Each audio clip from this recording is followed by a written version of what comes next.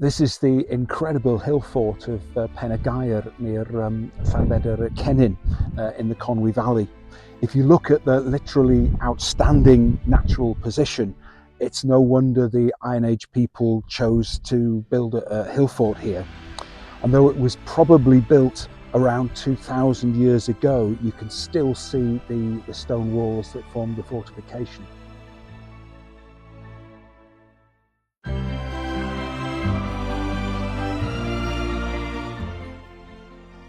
One particularly interesting feature of this site is the chevaux de frise, or erect stones, on the outside of the wall.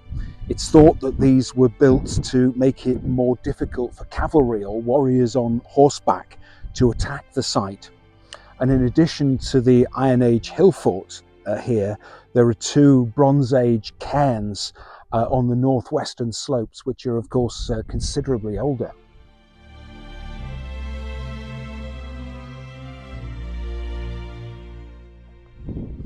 Over the past few years, the excellent lottery-funded Carneddau project has been helping to conserve this important site.